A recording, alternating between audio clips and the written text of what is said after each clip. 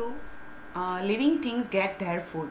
तो ये हम लोग नेक्स्ट टॉपिक जो है वो 6 चैप्टर का देख रहे हैं। Some organisms use the simple food material obtain from inorganic sources in the form of carbon dioxide and water. मतलब कि जो बहुत सारे ऐसे ऑर्गेनिजम्स हैं वो अपना सिंपल फूड लेते हैं from inorganic sources in the form of carbon dioxide and water. तो जो भी हमारा इनऑर्गेनिक फॉर्म है उसका बेसिक कंपोनेंट क्या है, तो कार्बन डाइऑक्साइड है और वाटर है। दीज ऑर्गेनिजम्स आर ऑटोट्रॉप्स, मतलब कि जो ऑर्गेनिजम्स ये इनऑर्गेनिक सोर्सेज से अपना फूड जो है वो ऑब्टेन करते हैं उसको हम लोग बोलते हैं ऑटोट्रॉप्स। उसमें क्या क्या आते हैं, ऑटोट्रॉप्स किसको बोलते हैं, तो जिसमें क्लोरोफिल होगा उसको हम लोग इसमें इंक्लूड करेंगे। तो जैसे ग्रीन प्लांट और बैक्टीरिया, बहुत सारे ऐसे बैक्टीरिया जिसमें क्लोरोफिल प्रेजेंट होते हैं। तो other organisms utilize the complex substance and these complex substance have to be broken down in a simple one before they can be used for the uptake and growth of the body। और ये autotrophs जो है वो simple organic substance में से carbon based और substance में से कॉम्प्लेक्स सब्सटेंस बनाते हैं, जो दूसरे ऑर्गेनिजम्स इसको लेते हैं और उसको सिंपल वन में ब्रोकन डाउन करते हैं उनकी ग्रोथ के लिए और उनको मेंटेन होने के लिए। To achieve this organisms use biocatalyst call enzyme. और ये चीज होने के लिए कॉम्प्लेक्स स्ट्रक्चर को सिंपल स्ट्रक्चर में कन्वर्ट करने के लिए वो ऑर्गेनिजम्स जो है वो एक बायोकैटालिस्ट यूज करते हैं जिसको एंजाइम्स बोला जाता है। तो बायोकैटालिस्ट मतलब क्या होता है, कैटालिस्ट मतलब वो कि जो केमिकल रिएक्शंस में प्रेजेंट तो होते हैं लेकिन वो केमिकल रिएक्शन में एक्टिव पार्ट करते नहीं हैं, लेकिन उनके बिना केमिकल रिएक्शन होती नहीं है। तो ऐसे बायो मीन्स लाइफ, तो कैटालिस्ट जो लाइफ में प्रेजेंट है उसको हम लोग एंजाइम्स बोलते हैं। The heterotroph survival depending directly and indirectly on autotrophs. कोई भी हेट्रोट्रॉप्स होंगे वो सीधी तरीके से या इनडायरेक्टली वे से ऑटोट्रॉप पे डिपेंड होंगे। The heterotrophic organisms include animals and fungi. सारे एनिमल्स और फंगाई जो है वो हेट्रोट्रॉपिक न्यूट्रिशन में ऑर्गेनिजम्स की कैटेगरी में आते हैं। तो अब हम लोग ऑटोट्रॉपिक न्यूट्रिशन के बारे में जानेंगे। तो carbon and energy requirement of autotrophic organisms are fulfilled by the photosynthesis. तो जो कार्बन की रिक्वायरमेंट है, एनर्जी की रिक्वायरमेंट है, वो ऑटोट्रॉप्स जो है वो कौन से प्रोसेस से फुलफिल करते हैं, वो है फोटोसिंथेसिस।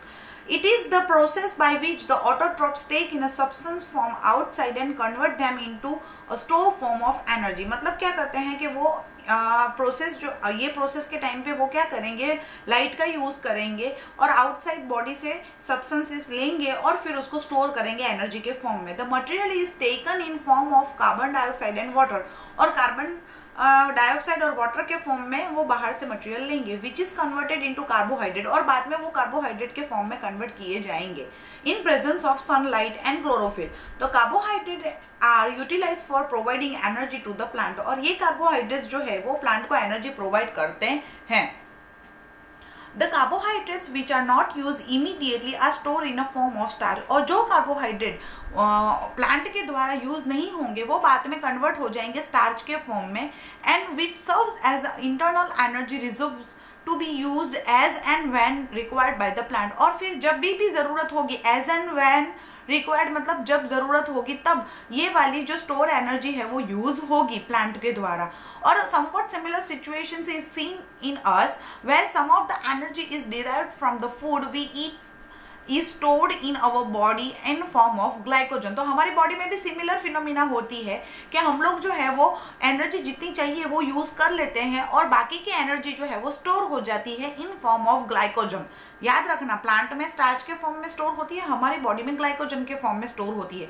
देखो आपको केमिकल रिएक्शन दिख रही है 6CO2 + 12H2O। तो हम लोगों ने देखा कि ऑटोट्रॉपिक जो न्यूट्रिशन वाले प्लांट्स हैं वो क्लोरोफिल और सनलाइट की प्रेजेंस में कार्बन डाइऑक्साइड और वाटर लेते हैं। देखो आपने कि 6 मॉलिक्यूल ऑफ कार्बन डाइऑक्साइड जो है वो 12 मॉलिक्यूल ऑफ वाटर के साथ रिएक्शन करके 6 मॉलिक्यूल वाला कंपाउंड बनाता है, दैट इज ग्लूकोज। तो C6H12O6 ये ग्लूकोज का केमिकल स्ट्रक्चर है जो आपको स्क्रीन पे दिख रहा है।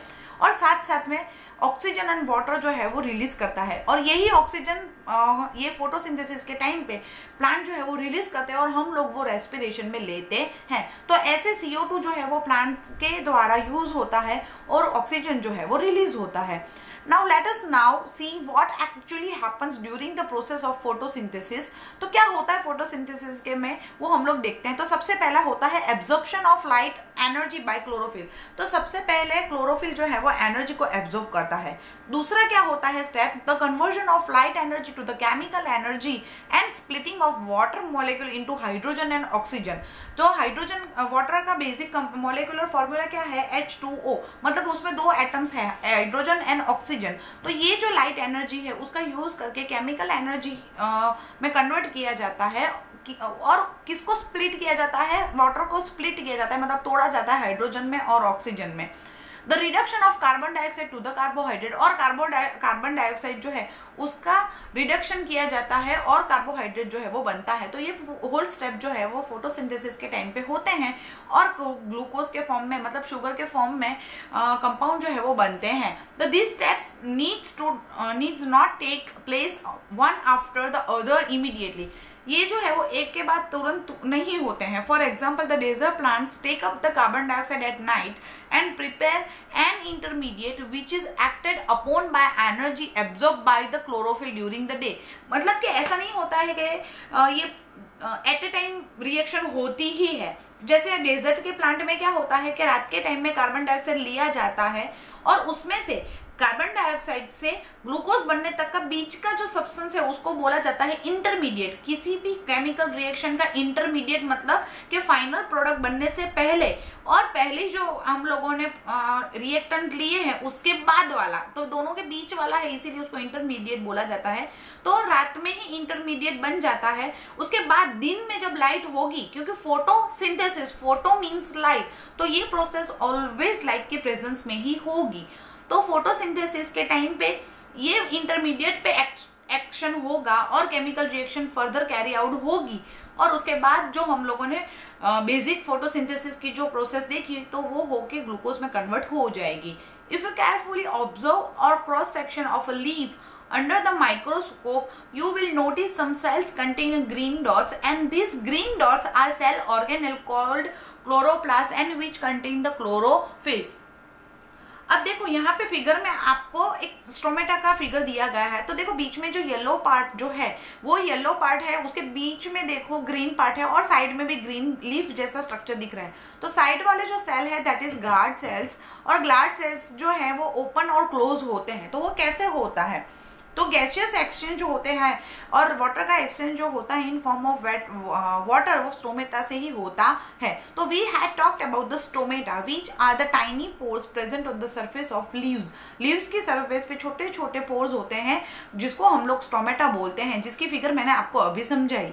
The massive amount of gaseous exchange take place in the leaves through this pores for the purpose of photosynthesis. Photosynthesis के टाइम पे कार्बन डाइऑक्साइड लेना पड़ता है और ऑक्सीजन जो बनता है वो निकालना पड़ता है। वाटर जो है वो रूट से लेते हैं और इन फॉर्म ऑफ वेपर जो है वो निकालते हैं। तो ये जो है वो स्टोमेटा से होता है। जो लीफ के वो सरफेस के ऊपर छोटे छोटे पोर्स जो होते हैं उसको हम लोग बोलते हैं, और ये बहुत ज्यादा अमाउंट में होता है, मैसिव होता है। But it is important to note here that the exchange of gases occurs across the surface of stem, roots and leaves as well as, मतलब not only leaves लेकिन stem और root की surface पे भी ये gas exchange जो है वो होता है।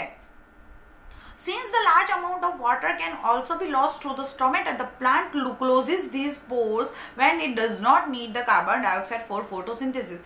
अगर ये पोर्स जो है वो ओपन रहेंगे तो बहुत लार्ज अमाउंट में वाटर जो है वो लॉस हो जाता है। इसीलिए वाटर लेवल बैलेंस करने के लिए फोटोसिंथेसिस जब नहीं होता है तब ये स्टोमेटा के जो पोर्स होते हैं वो क्लोज हो जाते हैं।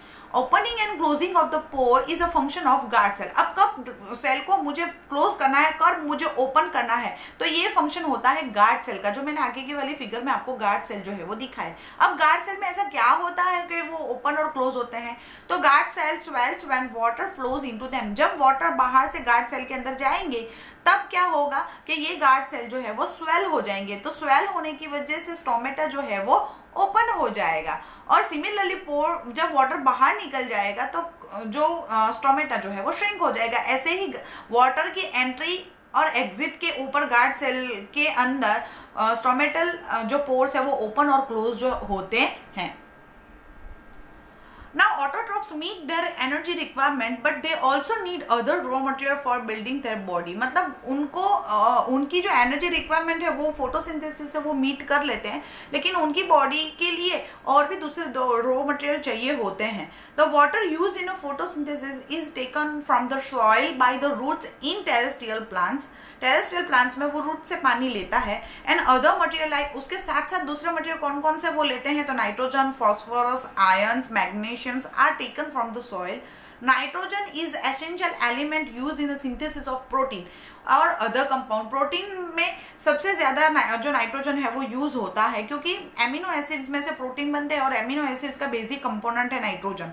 And this is taken up in form of inorganic nitrites and nitrates, NO3 and NO2, जिसको हम लोग नाइट्रेट्स और नाइट्राइट्स बोलते हैं. तो ये फॉर्म में नाइट्रोजन जो है वो लिया जाता है और it is taken up as a organic compound which have been prepared by the bacteria and atmospheric nitrogen.